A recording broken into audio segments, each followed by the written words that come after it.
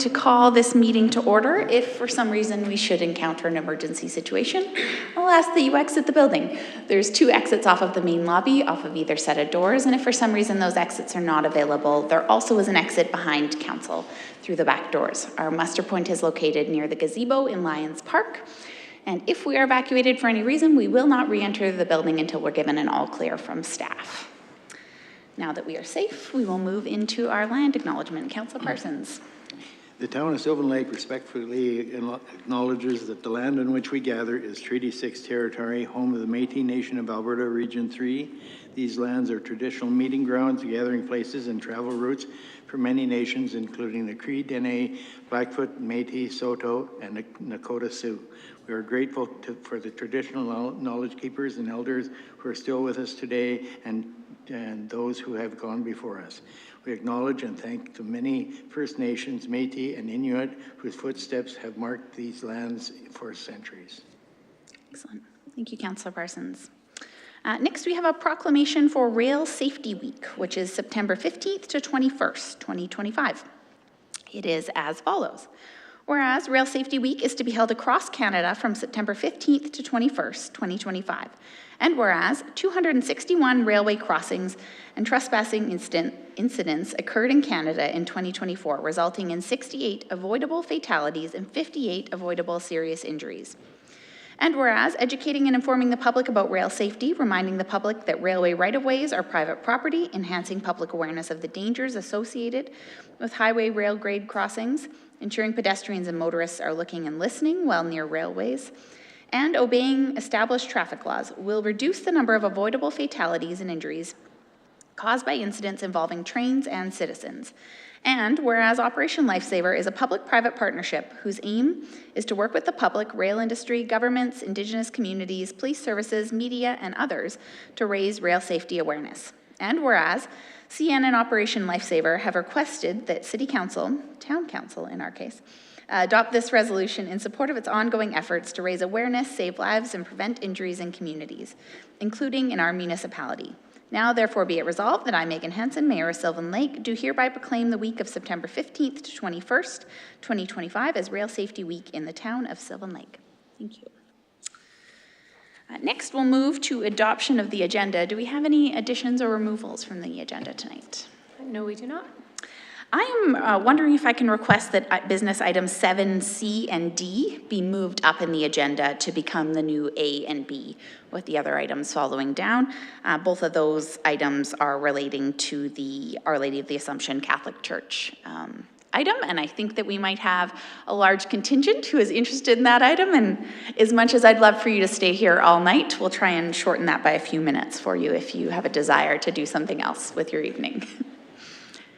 With that edit, I'll look for a motion. Councillor Rilling. I move that we adopt the amended agenda. Thank you. All those in favor and opposed, and that is carried unanimously. Next, we'll move along to our consent agenda. Consent agenda is an item that we use in our meetings to increase meeting efficiency. All items on our agenda that are marked with an asterisk are recommended by administration to be moved in the consent agenda items. Council, I'll ask if you have any items that you'd like to ask extensive questions with or have debate on, that we remove those prior to the motion being made. So Council, do we have any items you'd like to remove? Seeing none, would someone like to make a motion? Councillor Ostindi. Yes, please. I move that the 2025-07-08 regular meeting of council meeting minutes be approved as presented, that the 2025-07-29 special meeting of council meeting minutes be approved as presented, that the 2025-08-19 special meeting of council meeting minutes be approved as presented, that council grants first reading to bylaw 1934-2025, being a bylaw to amend the town's land use bylaw to redesignate Lot 1, Block 1, Plan 112-3383 as requested in AIR 1217, and that council sets September 23rd, 2025 at 5 p.m. in the council chambers as the date, time, and place for the public hearing on bylaw 1934-2025 as requested in AIR 1217. that council accepts the updated Economic Development Community Advisory Committee terms of reference as presented in AIR 1219.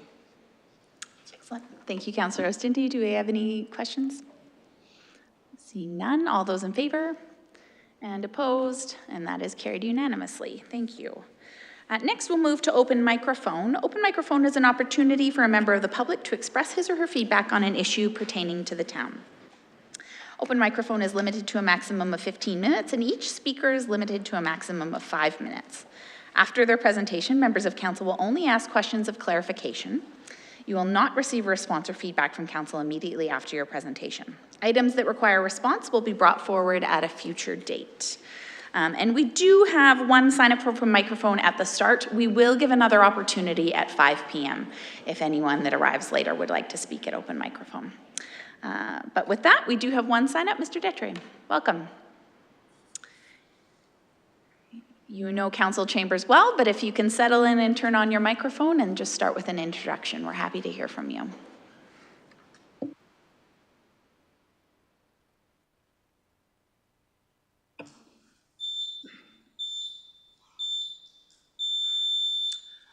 Your Worship, Councillor, good afternoon.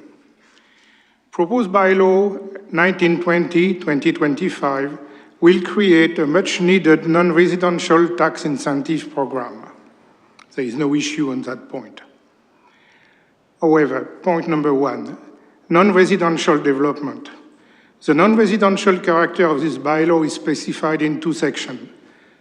Section 2(1)G, eligible property shall mean a property assessed as non-residential as defined in the Act that meets the criteria set out in Section 3 of the bylaw.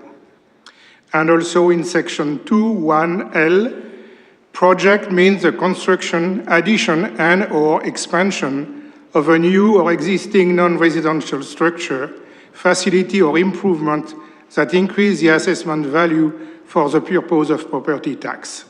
Okay, so that's very clear what is a non-residential development.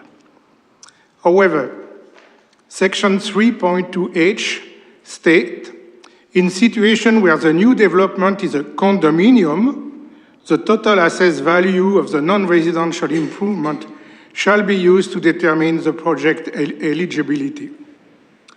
Well, this is puzzling because condominium is not defined in Section 2, as could have been the case if its meaning in this bylaw had been intended to be different from its layperson's meaning.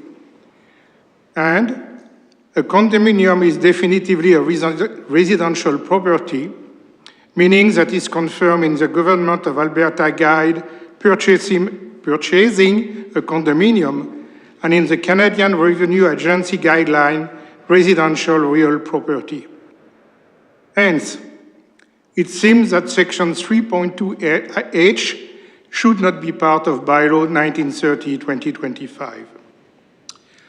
Second point, the same Section 3.2H create, as it exists today, a blatant and unfair advantage for condominium to the detriment of other type of residence, which would otherwise qualify under Section 3.1F, as there would be nothing extravagant for a simple, but nice, detached house to increase property assessment by more than $250,000 as Section 3.1F requires. So in both cases, Section 3.2H is a problem.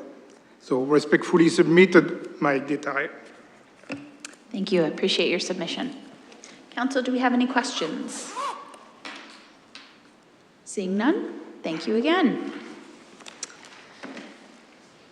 Before we pop into our next section of our agenda, I did make myself a note, especially because we have a full house tonight, to just talk a little bit about our bylaw process.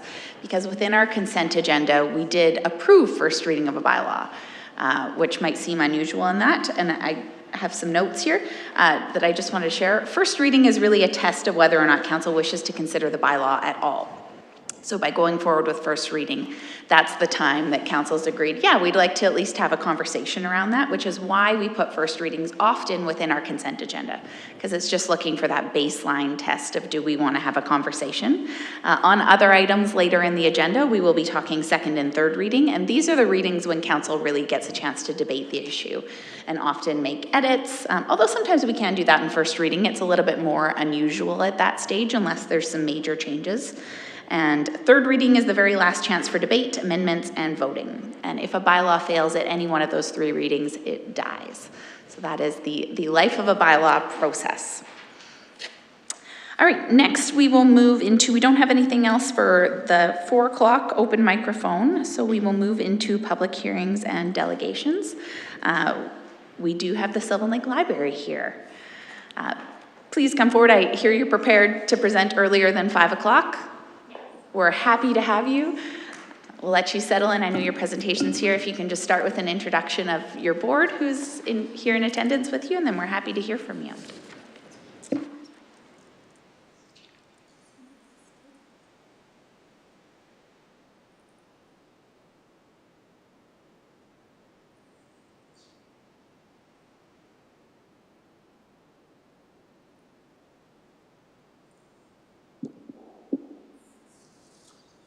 All right, thank you very much. My name is Haley Ament. I am the library director for the Sylvan Lake Municipal Library. I am joined by Carol, our board chair, Carol Moore, as well as 2 of our other board members. And so today I am here to propose the conversation starter for exploring a new library facility. So I thank you for the opportunity to present on this topic. So a new facility would be one that reflects the needs of our growing community and our evolving community.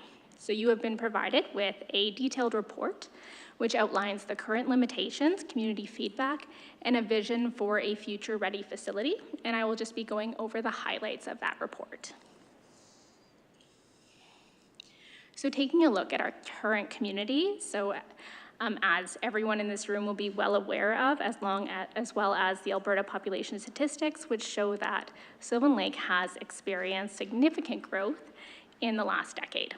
So looking at these statistics, we can see that Sylvan Lake has grown over 120% since 2001, with an average growth of 3.5%, and that is from the Alberta population statistics. At this rate, we are projected to reach over 20,000 residents by 2030 and nearly 40,000 residents by 2045. Our library must grow alongside our population to remain relevant and responsive. So looking at our current facility. So our current facility was built in 2000, and we officially moved in early 2001. In 2014, there was a small renovation that allowed us to expand into the former archive space, bringing our total size to just over 7,000 square feet. Of that, about 5,500 is used for public space, 1,000 square feet is staff space, and just over 500 is used for storage and mechanical systems. As Sylvan Lake continues to grow, it is important to look at how our public services, particularly the library in this case, compare to similar communities across Alberta. So one key metric for this is the library space per capita, which directly affects our ability to provide programming, collections, and gathering spaces. So I've provided a quick comparison of communities that are similar size to us and their comparable library facility size. So the Canmore Library, with a population of nearly identical to ours, has a library that is over 4,000 square feet larger than ours. Stony Plain and Camrose, with both slightly larger populations, have libraries that nearly double our size. Comparable towns have invested in larger facilities to meet the community needs and support long-term growth, though it is important to note that library best practice does recommend 1 square foot per resident. And so while these other spaces are larger than ours, they are still considered undersized for their populations.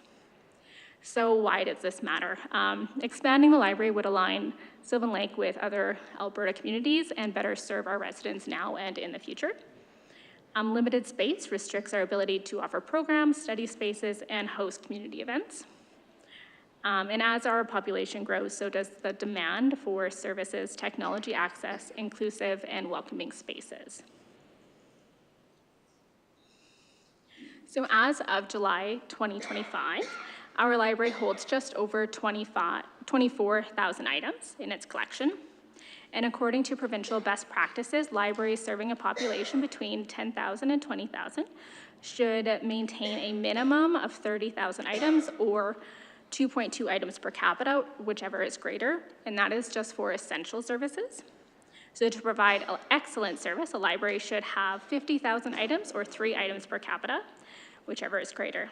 So with a 2024 population of 17,477, according to the Alberta government, that means we should be housing 38,449 items to meet the minimum standard. And if we were striving for excellent services, we should be maintaining a collection size of 52,000 items. So that is a shortfall of 14,000 items, or for excellent service is 28,000 items. So there is a significant gap in our ability to meet the community's demand. This isn't due to a lack of planning or effort. It is a direct result of space limitation. Our shelves are currently at capacity, and we simply do not have room to grow the collection without sacrificing space for programming, studying, and accessibility.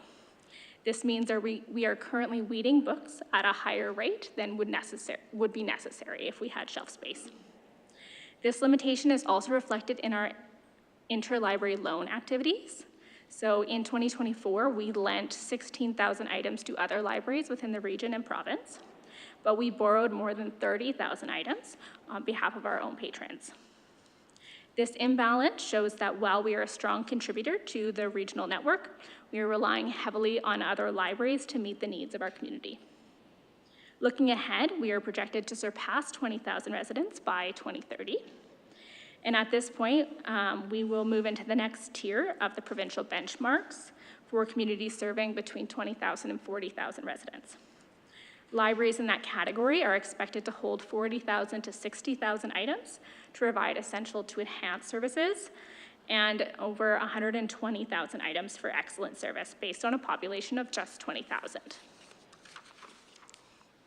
So without expansion, we won't be able to meet the future requirements, and we risk falling farther behind in our ability to serve Sylvan Lake effectively.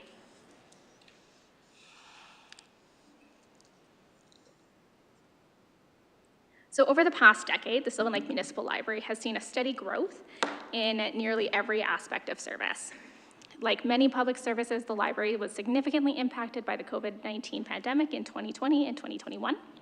And we saw a sharp decline across service metrics due to closures and limited access. However, since 2022, we have made a strong and steady recovery. By 2024, circulation hit a record high of 93,000 items. Wi-Fi usage more than tripled since 2020, reaching over 111,000 sessions. Library visits, computer use, and program attendance have all rebounded significantly. And these numbers clearly show that Sylvan Lake is growing, and so is the demand for library services. The library is once again a vital and heavily used resource in our community, but continued growth will require more space, more resource, and more flexibility to meet the needs of our residents.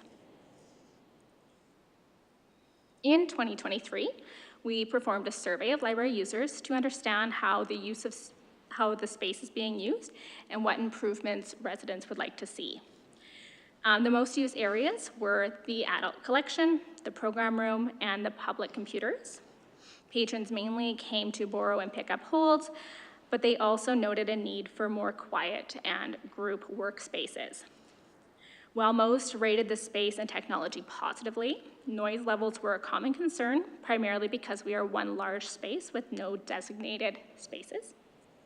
Respondents also expressed interest in more furniture, privacy, STEAM tools, and creative spaces like a makerspace. Overall feedback shows that while the library is well loved, it's outgrowing its current space and the community is ready for more. And then over the last year, we have engaged the community through survey, events, and conversations to help shape our coming 2026 strategic plan.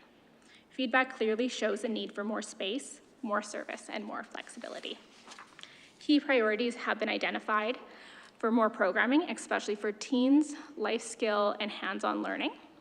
Family supports, so dedicated zones for story times, early literacy, and play.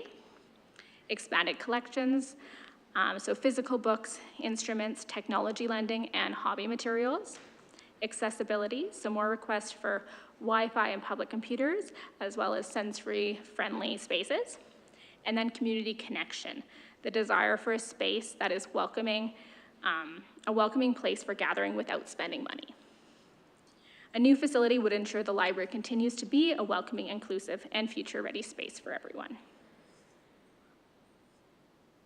So feedback from our 2023 facilities satisfaction survey and recent usage trends show that our current space is no longer sufficient. The library is more than a place for books, it's a vital community hub and one of the few truly accessible places in town. I'll now touch on a few ideas for expanding services and improved design. So more collection space, which would help us reduce wait times and reliance on interlibrary loans.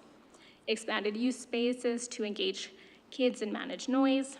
Better staff areas to improve efficiencies, expand services, and improve safety. Accessibility upgrades, including barrier-free washrooms and universal design. Expanded teams to offer more tech support and programming. Library of Things to provide access for tools and gear, which would help reduce financial barriers within the community. More programs and meeting rooms for workshops and events. Shared office spaces for social workers and cultural supports. Sustainable design, so potential for a net zero building. And a community kitchen and green space to support our gardens and learning. And then programs for newcomers to foster inclusion and belonging. So expanding the library isn't just about our space, it's about building a more inclusive, responsive, and future-ready hub for the community.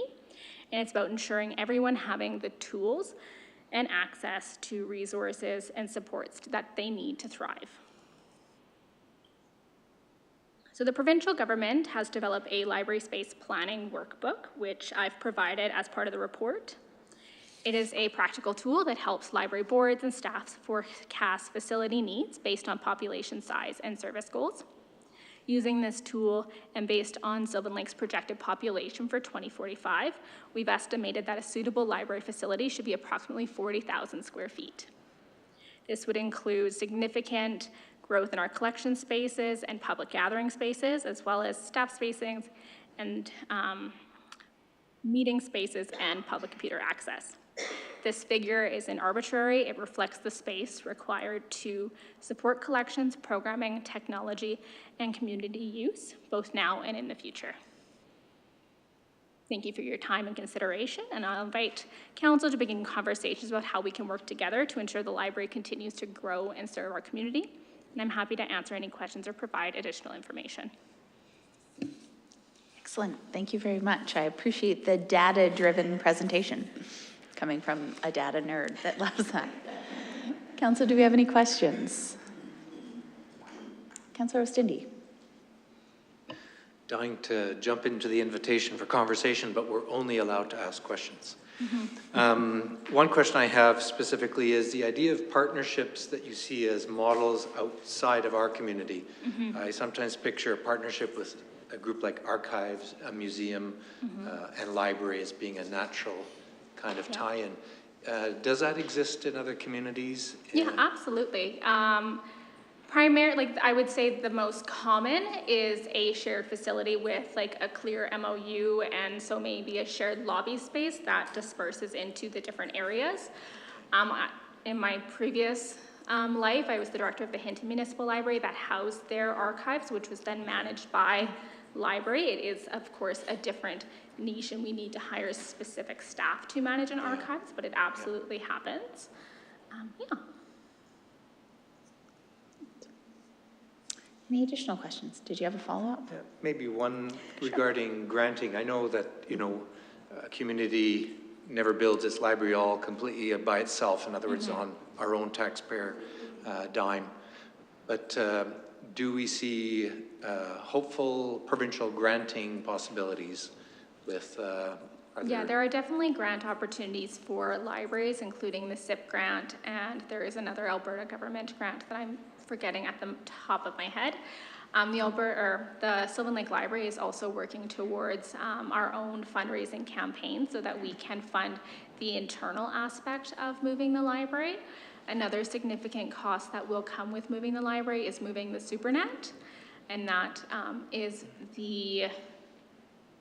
essentially the internet we are required to have as the library. So it is the same system that Urgent Care is on, and as well as all the public schools would be on. So that is a secure network, but it does come with a hefty price tag to move. Interesting. Thank you. Thank you. Council, any additional questions? With that, I appreciate you coming to start the conversation. Yes, thank you so much. Thanks. All right, our next item on the agenda is a in closed session delegation, which is quite unusual, but we will break to do that. So closed session means that it is a confidential portion of our meeting. So council will make a motion to move into closed session, and then we'll head to the Lozelle room for this portion. Very appropriate time. If someone is here specifically for one item and it's already taken place, it's A-okay to exit, but we'd love for you to stay for the whole meeting if you're interested in that as well. And once we finish off in the closed session, we will come back up to resume the rest of our regular meeting agenda. So Councillor Mearns. I make a motion that council move to a closed meeting to discuss information that will be available to the public, and this item shall remain confidential pursuant to section 29(1) of the Freedom of Information and Protection of Privacy Act, RSA 2000 CF 25, and section 197(2) of the Municipal Government Act, RSA 2000 CM 26. Excellent. Thank you. All those in favor and opposed, and that is carried unanimously. Council, we will head to the back.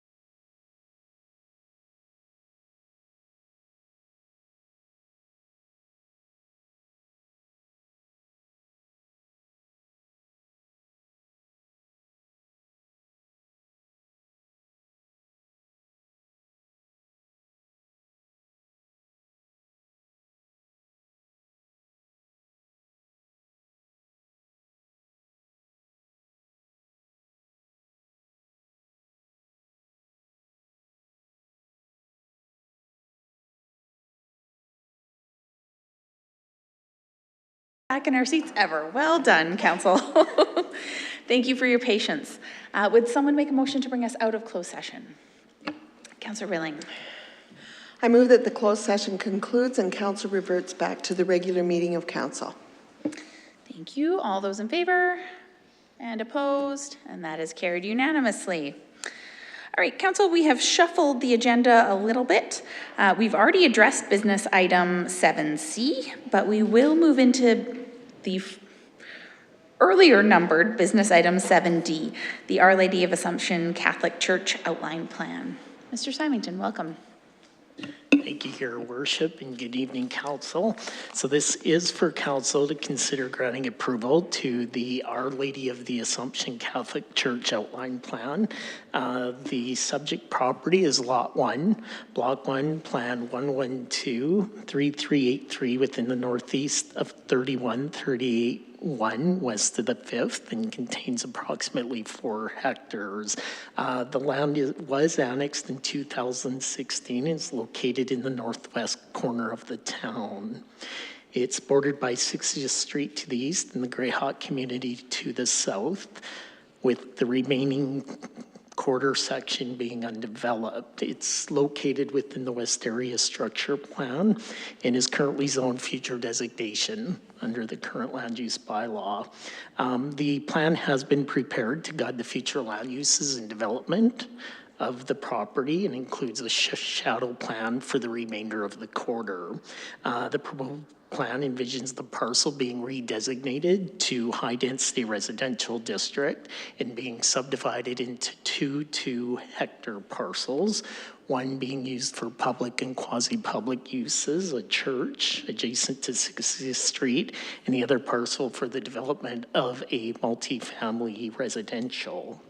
The subdivision was approved in Red Deer County, and municipal reserves at that time were deferred to the remainder of the parcel, and no environmental reserve has been identified. The transportation network provides for a collector road to be constructed from 60th Street to access the property and includes the extension of municipal services. The roadway is to be placed on the adjacent land, so the outline plan also makes accommodations if this land can't be acquired there for temporary servicing and access from 60th Street. The temporary servicing would be removed once the internal road and extension of municipal servicing was there. The plan meets the requirements of all 3 statutory documents applicable to the area: the Red Deer County Intermunicipal Development Plan, the town's municipal development plan, and the West Area Structure Plan. The IDP identifies this area as existing downtown development, and the MDP identifies this area as urban neighborhood. And the West Area Structure Plan supports the use of residential uses and public quasi-uses within the parcel. The outline plan was also referred to external agencies, and Fortis, TELUS, and Alberta Environment and Tidewater Pipelines had no concerns. The outline plan was also referred internally, and any identified issues were addressed throughout the planning process. So staff does recommend that council approve Our Lady of the Assumption Catholic Church Outline Plan as the guiding document for the future land use subdivision and development on Lot 1, Block 1, Plan 112-3383 within the northeast of 3138-1 west of the 5th. Excellent. Council, we'll start with any questions. Yeah, Councillor Stindy. I appreciate all the thoughtfulness put in the outline plan, especially relating to stormwater, which is kind of where my questions are. There's an overall map suggesting where the other properties around it will have streets and that. Do we know where stormwater pond will be in the long term? But my immediate question is in the short term, before those stormwater retention ponds are built.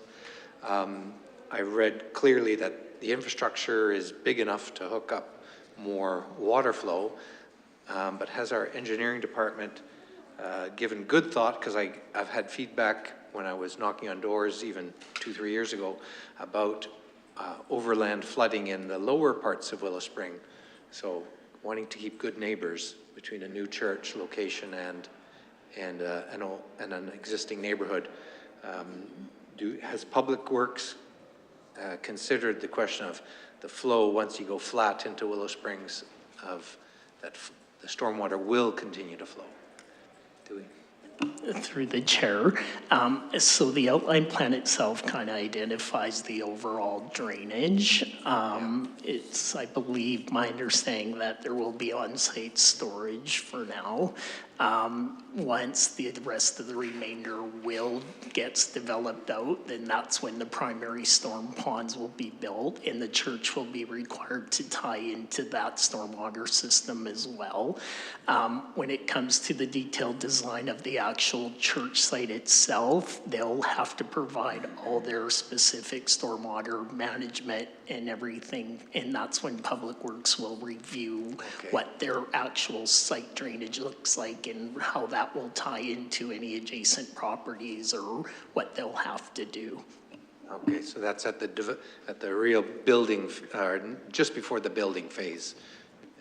Correct. Okay, my concerns for the other neighbor are good then, and yeah, I thought it was a very thoughtful plan, and just encourage those who will build to think about permeable surfaces, parking lots that can absorb water. It's all those kind of design features help us be good neighbors to each other.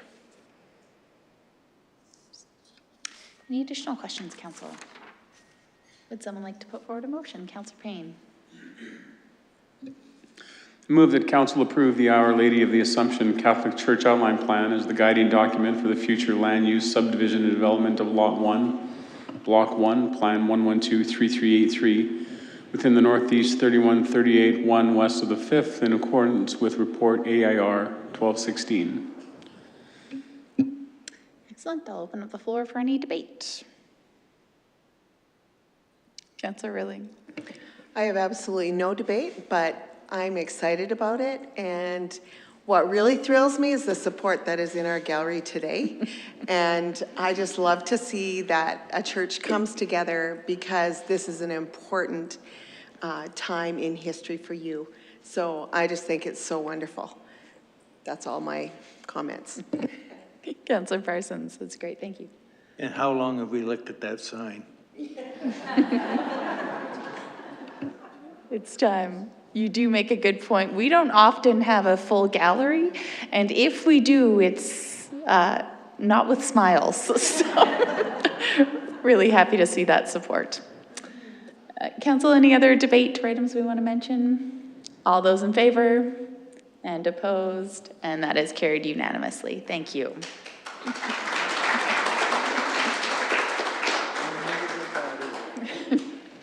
That might also be a first.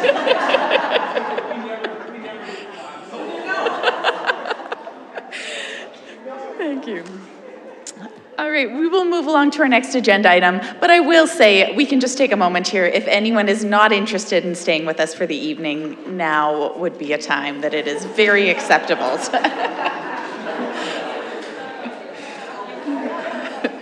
Thank you.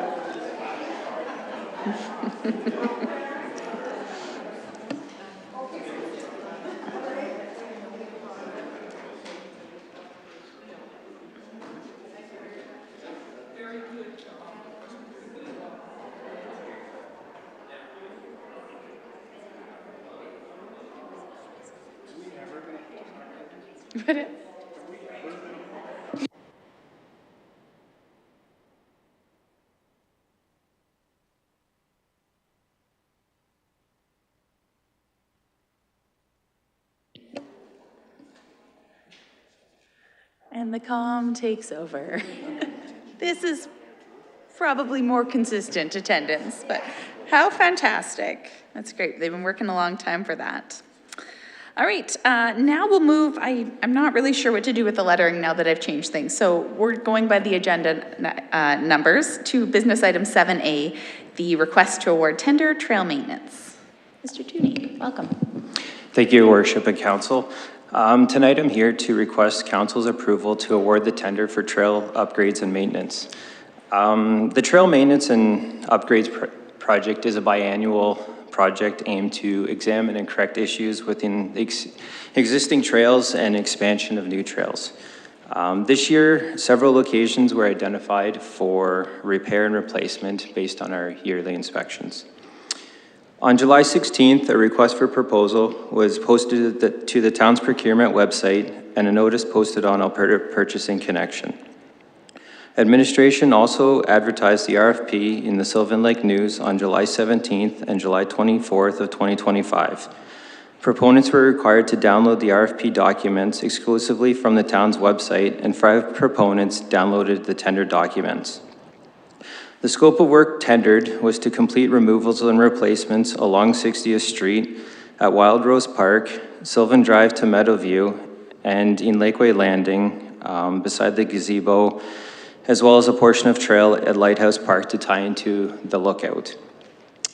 The RFP closed on August the 7th with 3 sealed proposals received. The 3 proponents who submitted proposals were Border Paving, Grindstone Paving, and McKnight Enterprises. Proposals were scored out of 100 points based on the criteria identified in the report. The submitted bids ranged from a low of $199,640.22 to a high of $418,031.59, excluding the GST. McKnight Enterprises achieved the highest overall score for their proposal with a price of $199,640.22, excluding the GST. This year's capital budget is sufficiently funded to perform the work identified. The options presented to council are listed in the report, and administration respectfully proposes the following motion. The council approves report AIR 1218 to award the tender for CP 2115 Trail Maintenance 2025 to McKnight Enterprises for an amount not to exceed $200,000 exclusive of the GST. Excellent. Thank you. Council, do we have any questions? Would someone like to make a motion? Oh, Councillor Stinty, do you have a question? Great, go ahead. I'd say very pleased to make this motion because so many people use our paths, mostly for recreation, but more and more for transportation in what I call the serious way. So it's great to see this investment in maintenance. I move that council approves report AIR 1218 to award the tender for CP 2115 Trail Maintenance 2025 to McKnight Enterprises for an amount not to exceed $200,000 exclusive of the GST. Excellent. Do we have any comments or debate, council? The only comment I'd have is I'm just amazed at the price fluctuations in a job like this. I'm not sure we often see one with a scope of double, so happy to see that we're coming in around budget. Yes, thank you. Any additional comments or debate? We have a motion on the floor from Councillor Ostindi. All those in favor and opposed? And that is carried unanimously. Thank you. Next, we will move along to the ATCO Gas Franchise Agreement renewal.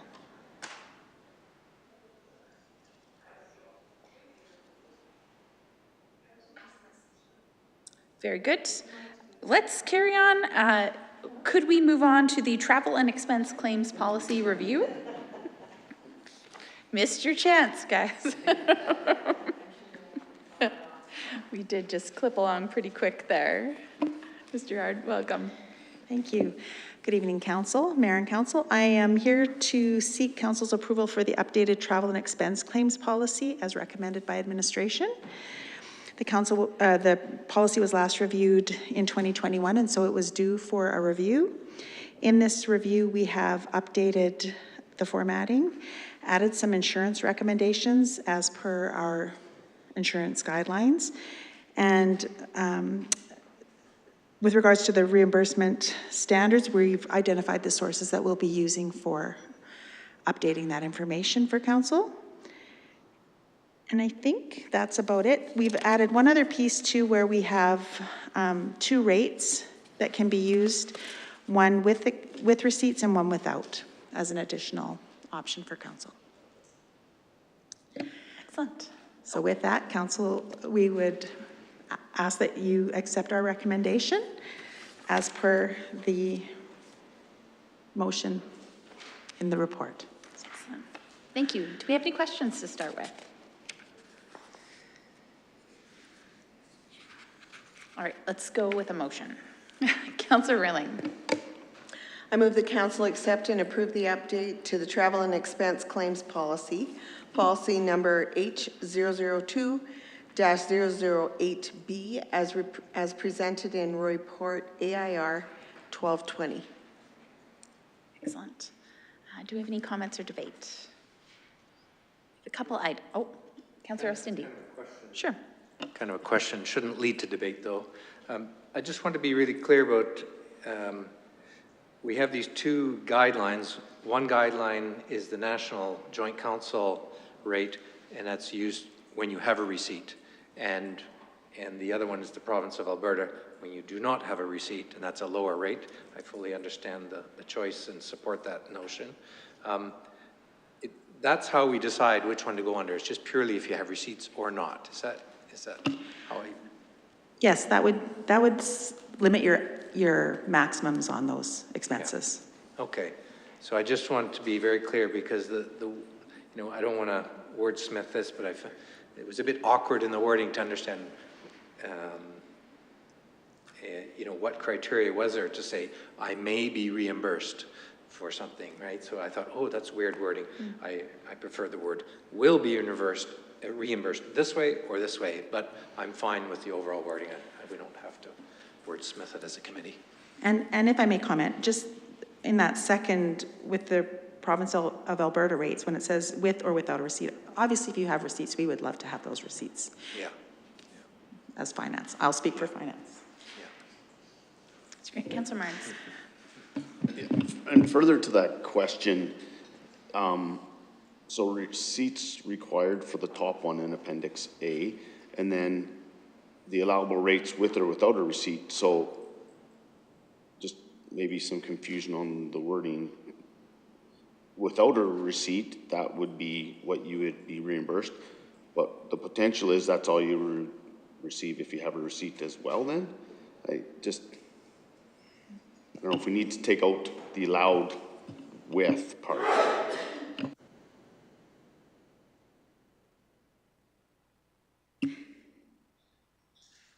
Yes, with a receipt, the maximum is going to be that top rate. So if you've got a receipt, no matter what, you're going to be covered for that top rate. So should it be removed on the second portion? To just say without a receipt? Yeah. We can do that. I do really like that two-tier option, I will say, just providing a little bit of flexibility on the time I can think of some times when that would make sense. What I did want to note, item number E, other travel costs. I am curious why pre-approved roaming coverage would be required. To me, that seems like an extra step, and I believe that it should be approved roaming coverage when you're on business travel, if there ever is a cost for you to be there. And I guess I question, is that pre-approval if you're traveling personally and then you need, I'm just not sure why that extra step would necessarily be needed if you're there for work purposes, which I think happens very infrequently, but.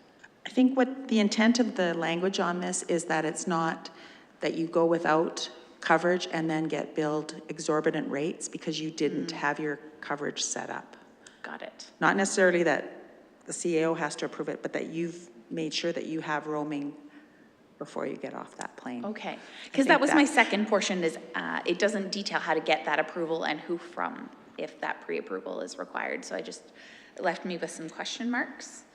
And then the other portion is in some of our newer council-related expense policies, we have timelines put in place. And I note there's no timeline in here. And this is just a belief of mine when it comes to these expenses, you shouldn't be able to submit a large package of expenses 4 years after they are due. So how is that covered off in terms of timely submissions? Did you just say 4 years after they were due? Like 4 Yes. years? Yes. Finance, for staff, finance sends reminders out, and it's very rare that an expense that wasn't submitted in the appropriate time would be considered. Okay. We Does it say that anywhere? We could certainly add that in here if that was something finance would like to see added, because I don't think anyone would expect to be able to get reimbursed for a claim 4 years later. I will say counselors are guilty, and because we are included in this, sometimes there's just a big old package that shows up, so we have changed that within our council policies, but because this also includes council, I just wonder if it might be worth it to add in a note around that timeline here as well. Around the just to current be year, clear. yes, absolutely. I will get some language from finance on that. Sounds great. We are probably the only guilty ones that stockpile receipts for a long period of time. But those were all of my notes. Council, do we have any additional? Seeing none? Yes, Ms. Phillips. I was just going to recommend that maybe you, with the motion, that you approve it as amended with to include a timeline for expenses to be submitted. Yes. Even if it's within the year. Yeah. Although that's hard as you get December, so it has to be able to be charged to the current year, I think would be the main guideline. I wonder if we could leave that wording vague. I would Yes. recommend that it actually falls in line with the council policy, and I don't recall what the wording is. I want to say it's within 3 months, or it's got some wording around then, but potentially we could just say as amendment with a timeline for submission defined. Potentially? Yep. And we'll leave that to you. Councillor Stindy, do you have a thought there? Who made that motion? Councillor Stindy did? That's why he's giving you permission. Thank you. Okay, Councillor Rilling made it. Councillor Rilling, how do we feel about that motion? Very well. As amended, what all you said. Excellent. All right, we have a motion on the floor. Do we have any other debate on that item? Seeing none, all those in favor and opposed, and that is carried unanimously. Thank you.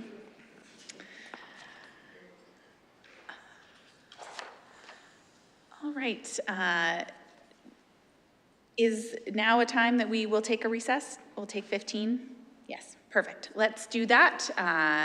Although those in the gallery, I'm sorry, you have already had a really long recess. We haven't, so we will take 15 and be back to continue the meeting after that. Thank you.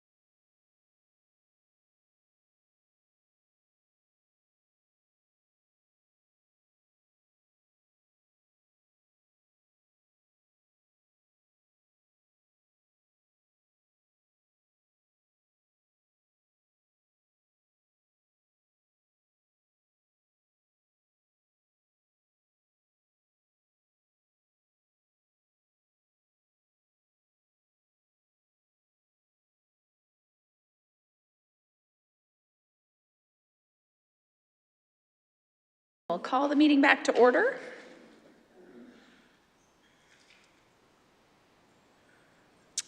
And we will come back with business item 7B, the ATCO Gas Franchise Agreement renewal. Mr. Moore.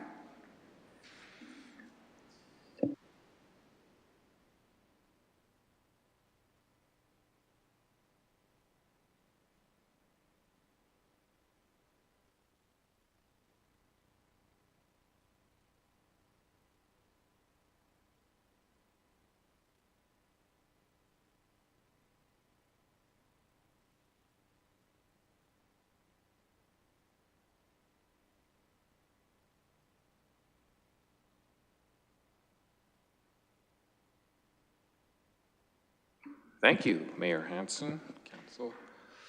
Good evening. So with this report, we're looking for some direction from Council on a couple of things. Regarding the ATCO Gas franchise agreement, so the agreement expires at the end of January 2016, so we have to start the process to renew that agreement and also, I guess, decide if the town wishes to change the rate for next year, 2026. I won't go into the whole discussion about franchise fees, what they're for, where they come from, but we're looking for, I think we've met with representatives from ATCO, and both parties agree that we would like to renew the agreement and extend it for a 10-year period. So that's what's being proposed.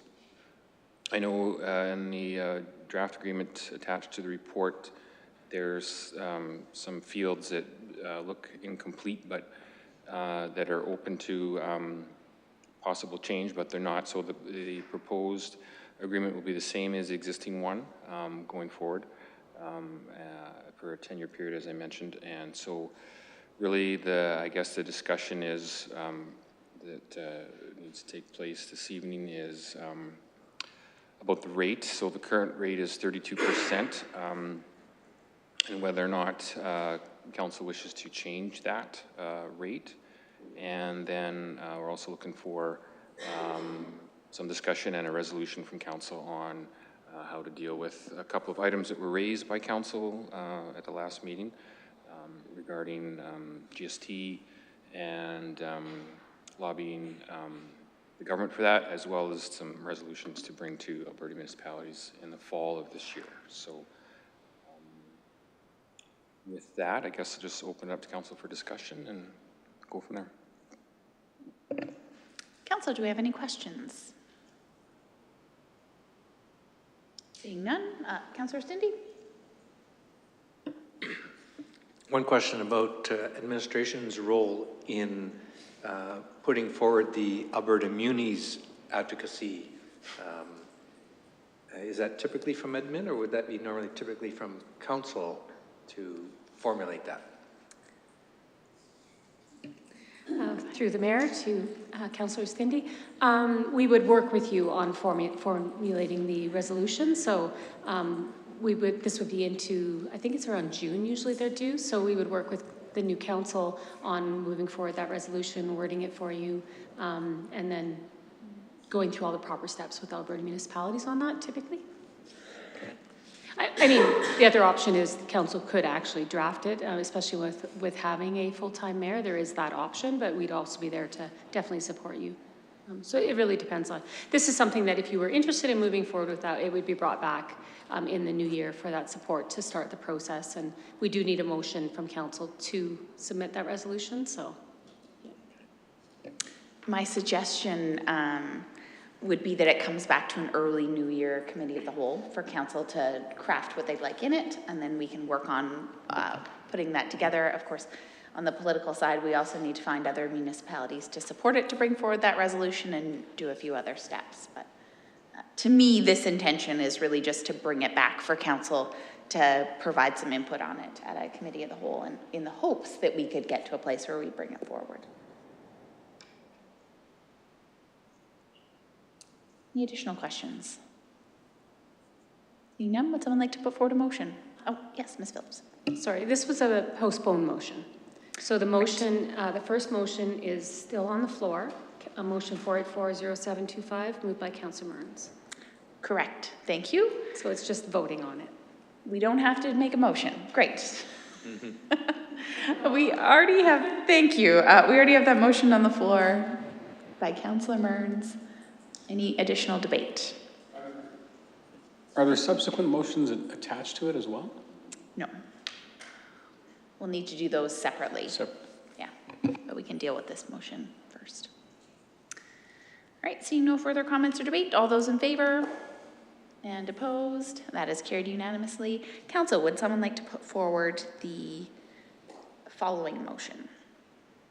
Councillor Payne.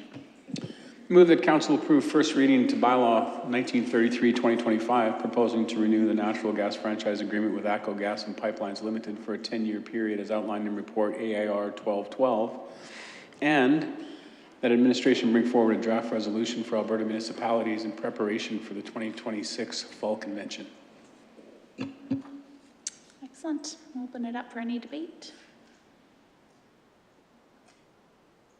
Seeing none, all those in favor? And opposed, and that is carried. Thank you. All right, we will continue hopping around our agenda to the, cover that in consent, to bylaw 1930-2025, non-residential tax incentive, second and third reading. Ms. Mercer. Good evening, Mayor and Council. For those online and for the one or two people in the room I haven't met yet, I'm Amanda Mercer. I'm the Economic Development Officer for the town. The purpose of this report for council is for council to consider granting second and third reading to bylaw 1930-2025. This is a bylaw to establish a non-residential tax incentive program in Sylvan Lake. Bylaw's intention is to stimulate economic growth, attract investment, encourage business development, create job opportunities, and provide a more balanced residential and non-residential tax base. This incentive was taken to Committee of the Whole on February 7th, 2024, and then again this year on June 4th, 2025. First reading was granted on July 8th, 2025. Administration is putting forward the bylaw, which is suggesting a 5-year tax exemption period that offers a 75% reduction in the municipal portion of the tax bill for eligible properties. This exemption applies to the increased property value from the development that aims to support new construction and business expansions. Eligible properties refer to those non-residential properties found within the following land use zones: light industrial, heavy industrial, marina mixed use, commercial waterfront, and lakefront direct control. This bylaw governs the program and grants administration the authority to enter into agreements with property owners to facilitate the incentive. Property owners must submit a complete application to the CAO, and the exemption will only apply to the increased property assessment value associated with the development. The exemption period begins after the building permit is closed and the updated assessment is completed. If the program receives third reading tonight, administration will start preparing the customer-facing documents and the incentive agreement, which will then be reviewed by legal. This process is expected to take about 4 weeks, but the program is set to be open tomorrow. The bylaw aligns with council's strategic priorities to 1, position the town as a preferred location for business investment, and 2, to promote a vibrant downtown core that meets the needs of residents and attracts visitors. With that, council has several options available to them this evening, and administration respectfully recommends that council grant second and third reading to bylaw 1930-2025, being a bylaw to establish a non-residential tax incentive program in Sylvan Lake, as requested in AIR 1213. Thank you. Excellent, thank you. We'll start with any questions, council. Councillor Stinty. In terms of condominium, thinking about the word that brought up earlier in open mic, is condominium meant to be non-residential condominium, in other words, a business group condominium, if I can say those words? Through the chair to Councillor City, yes, it is. And while you were in a closed meeting earlier, I had a discussion with Ms. Devlin just regarding the request that came forward, and we both feel like the wording in the bylaw adequately represents the intention of the bylaw, which is for non-residential development. The word condominium can and does in this case refer to just the non-residential condominium. Yeah, I noticed it did say non-residential improvements in it. Yes. So yeah, okay. One other question, the one incentive only per property, I believe it is not per applicant necessarily.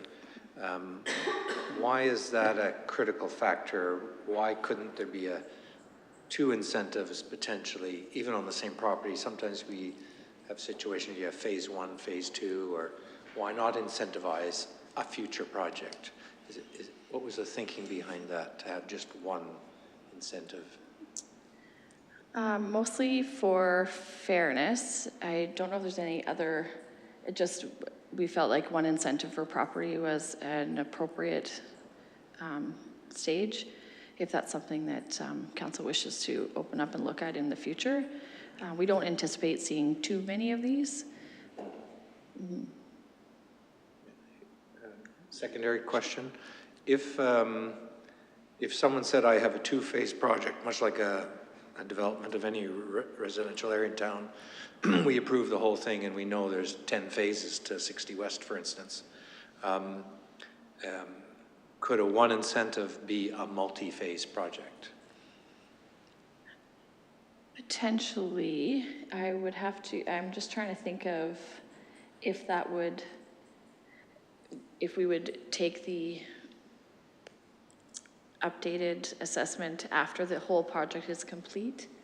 I believe there's a 10-year window for the project, so it would have to be completed within that 10-year time frame. Okay. Multi-phase within that. Yeah. Okay. Does that, do we need to take that back? Well, it's one tax bill that you're incentivizing. You're on one property. It's not as though there's multiple tax assessments within a single property. So if you're incentivizing based on your property assessment value, you couldn't do that on the same property more than once. So if you had a phased improvement, you would have to go according to the assessed value, the assessed increase in value based on the length of the phased improvement. And you couldn't do that over and over again because you'd be incentivizing the same property. I guess it would be important to also think about the size of the investment. They have to meet the thresholds within this agreement. So if both of them met the thresholds, or if one was smaller than the other, they may want to choose when they implement their incentive on the property.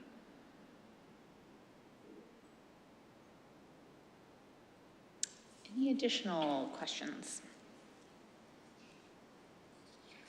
Seeing none, would someone like to put forward the motion for second reading?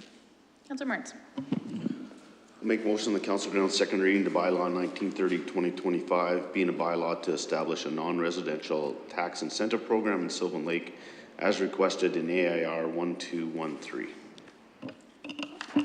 Excellent. We'll open it up to debate. Councillor Mearns. Just a comment. It's an incentive.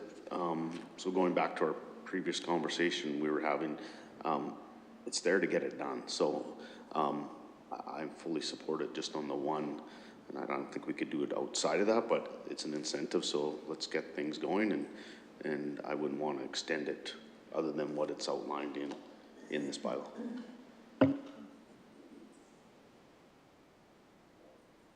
Any additional debate? All right, we have a motion on the floor by Councillor Mearns. All those in favor? And opposed? And that is carried unanimously. Is anyone interested in putting forward third reading? Councillor Payne. That's Move that Council all Grant, did I get it? Was it me? It was you, Okay, but- it was me, excellent. I'm so quick today. I move that council grant third reading to bylaw 1930-2025 being a bylaw to establish a non-residential tax incentive program in Sylvan Lake as requested in AIR 1213. Excellent. One last opportunity for debate, if anyone wants to plead a case here. All right, all those in favor and opposed, that is carried unanimously. Thank you. Thank you. A lot of work's gone into that one. Next, I'm just double checking because we hopped around so far, making sure I didn't forget anything, but I don't think we did.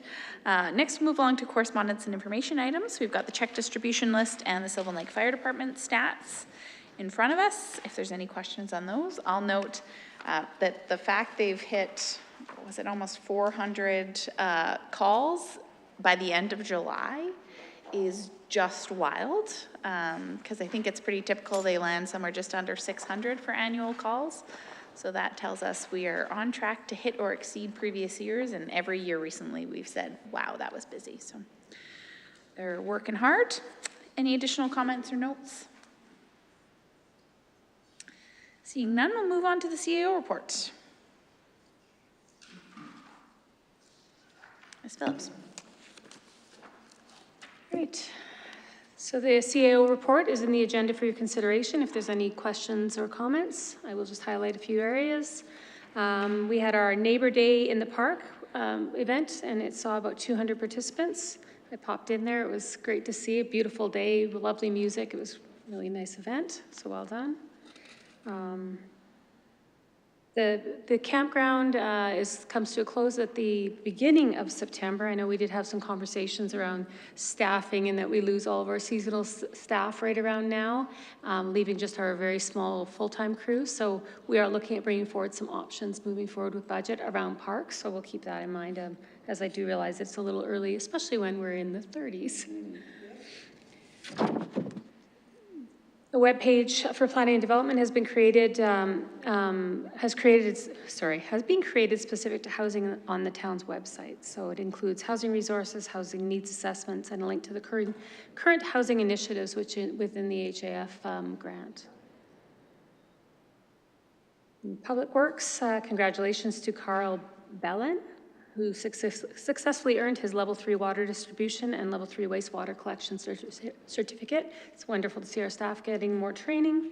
We also, the construction along 47th Avenue. I know we're hearing more complaints. There's frustration about the area being closed. It is about 1 week behind schedule due to the increase in wet weather in the summer months, but well underway, and they're continuing to monitor feedback on that project.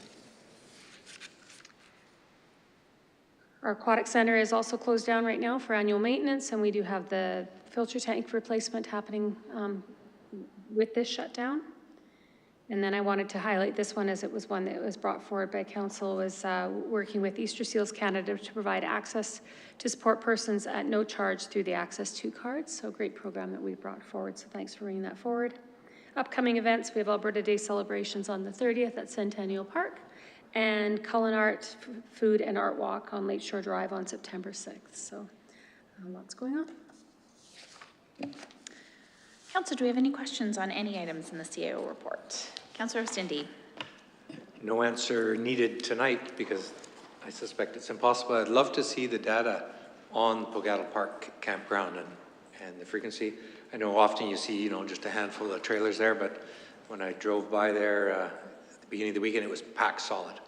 So I know it's serving many people, and since we now run a town campground, I'm suddenly aware of, when I enter other towns, how many municipalities run campgrounds, despite the partially negative feedback about it when we were first opening it. That, towns shouldn't be in that business, and I see them all over the place. Sundre was one, Golden BC was another one that I actually stayed in and realized I'd been there before too. So it'd be very interesting to know, given it's the second year and I know it's still new and the awareness isn't there totally yet, but I'm curious to see how the model's working. Yeah, we will definitely bring that forward. Did have another question around that same item, or under Parks and Protective Services, around the washrooms being open for the winter. Not surprised, that makes complete sense with the current washrooms. But in future phases of that development, there is an outdoor rink. Will there be washroom facilities that are open year-round when it comes to that phase? I looked on the map. I see that there is a building that comes with the outdoor rink. In my mind, I had had that as more of a tournament house type building, and I am not sure if that has plans to be a washroom and how that would be serviced differently to, of course, make sure that there is a facility there during the winter. Is there anything you can tell us around that? I'm not sure, and unfortunately, our Parks Director has had another commitment later this evening, so I will get that information and report back. Be great, thank you. Councillor Parsons. Just on that subject, it would be, if we're looking for a different, for an outdoor arena location, we need an outdoor service sometime. But is Gal Park the right place for it in the middle of the winter? If it would be the only facility open, would it be not better to be thought of at a different location? Just a little birdie told me that one.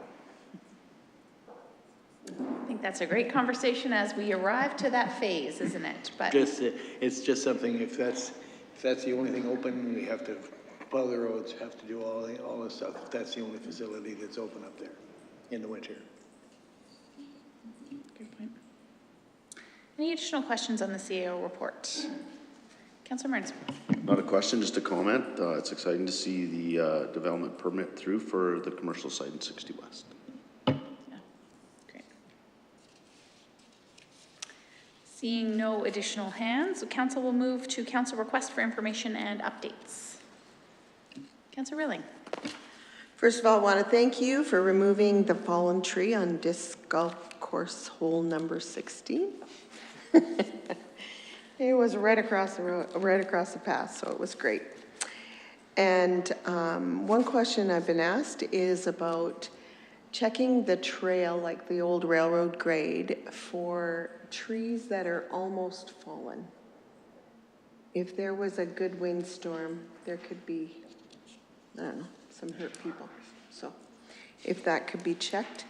And another request I had was, why is Subway closed? By two people. And so I was like, well, it's a private business and therefore it is closed. But then the follow-up was, does the town not have any say on Lakeshore Drive, because it's a direct control district, as to why a business like that would be closed this early and for a long period of time? And it says permanently closed. So therefore, I'm just bringing forth what I was asked to ask. It's not the first time that's said permanently closed. Just about every year, a sign goes up that says permanently closed. I don't think they understand what the word permanently means. And unfortunately, there's a few businesses on that strip that have been closed for decades, I would say. So I wish we did have some pull there, but private business. So that is the correct answer, right? You are correct, unfortunately. Any additional council requests for information? It's a long time, we will move into notices of motion. For those that are new here, maybe I'll just touch on what those are. We have a couple ways as councillors that we can bring information forward. You can ask a question by an email, or just as Councillor Rilling did, if it's a quick question through a council request for information. But anything that requires any substantial staff time, requires budget, really anything further than a easy, quick answer, we go through a process of doing a council notice of motion. And I have two on the floor tonight in different stages. First, you'll bring it forward and there's no debate on it. Council just says, that's interesting. And then we'll vote on it the next time. And then the following time it comes forward is for a decision. And that's when council shows support or votes down an item. And this is really to ensure that no one councillor can take over a bunch of administrative time or budget asking for different requests, and that we do it through a formal process so administration knows there's a support from all of council if we do something or don't do something, because of course none of us make a decision alone. We are a group of 7, so we need majority rules to do anything. So with that, I've got 2 notices of motion tonight. The first one has already been reviewed and we are ready for a decision from council, and it is that council direct administration to work with the impact group to research and recommend a new discussion topic for a future mock council classes with a final recommendation to be presented at the end of 2025.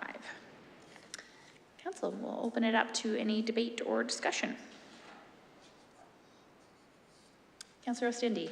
The only thing I had added in side conversation was that if they come up with more than one topic, great, that can be chosen from. But yeah, I support the motion in its present form too. That's great. One specific note is I really love the bylaw or the curfew discussion that is currently in there. I'm really looking to replace the animal discussion that just gets a little less debate, I notice, around the table. So yeah, certainly look forward to some ideas that might be interesting to grade 6s. Councillor Payne? Every year I get asked to go and sit in with the grade 9 social studies classes, and they present their ideas to me. And every year they come up with a half dozen ones that are just brilliant that I often have to tell them, well, we've had that conversation. But one that keeps coming up just about every year is the idea of lighting the trail system. And that's one that's gained some ground in the last 2 years, with many young groups coming up with this idea that we need to light the trail system. I'd love that to be a conversation that gets out there, because the conversation in the classrooms, when I have those conversations, they're passionate about it. It's exciting. So I think that's one that you could throw out there. You know, the idea of the municipality lighting the trail system. Great. Yeah, we'll make sure that they're aware that that is one idea that could be on the table, and really interested in what they come back with. And if I could give just any further tidbit on this one, the hope is that it's not just something that's a budget request, and that's where I'd be interested how the trail discussion goes. I really, because the way that they switch, they only get one chance at debate. So you want to make it something that can be really debated, not just on a number, but on an actual, because if the answer is you just have to spend some money and there's no skin in the game, everyone's going to say, absolutely, we should do that. I'm really looking forward to some discussion that would have people that feel really passionately on both sides of the argument. It usually comes down to the idea of what a trail improvement is. It's not just lighting. They talk about benches, they talk about garbages, they talk about, expanding the trails into areas that don't have trails yet. So it's usually a much bigger conversation than just we need lights on the trails, but it also gets into community safety. It gets into transportation across the community for kids. So it's a big one. Yeah, and yeah, as long as there's good people that would argue no to it in the meeting, because you want people to be able to weigh both sides. But anyways, I am looking forward to the conversation that comes out of that, and looking forward to a revamp for next year on that one item at least. Any additional debate?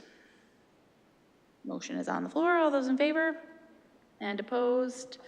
That is carried. We've got one more that is not to be voted on tonight. It's just for review, and it's that council direct administration to bring forward a report and facilitate a discussion at a future committee of the whole meeting regarding the potential to reduce, streamline, or eliminate parking minimum requirements in the town of Sylvan Lake. This discussion shall be scheduled no later than March 2026. Looking for the conversation to come back. Notice the motion's on the floor. We don't need to vote on that tonight, so it will come back at a future meeting for debate. We have reached the end of our external meeting, and we will look for a motion to go into a closed meeting for our next two items.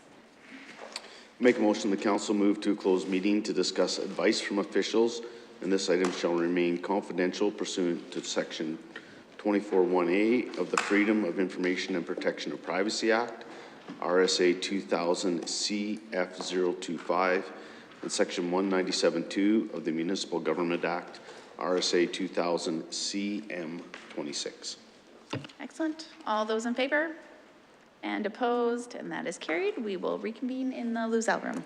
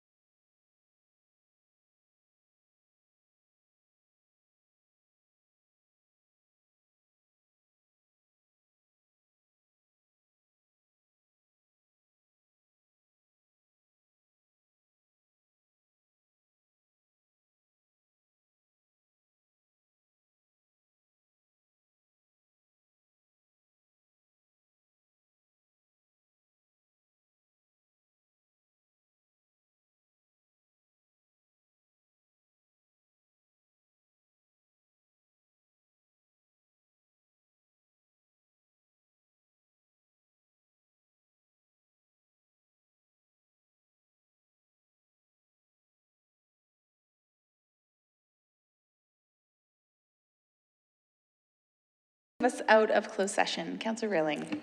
I move that the closed session concludes and council reverts back to the regular meeting of council. Thank you. All those in favor?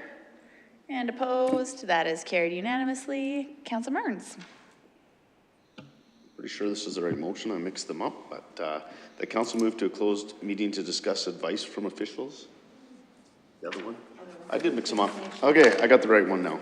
The council moved to a closed meeting to discuss privileged information, and this item shall remain confidential pursuant to Section 27(1)A of the Freedom of Information and Protection Privacy Act, RSA 2000, CF 25, and Section 197(2) of the Municipal Government Act, RSA 2000, CM 26.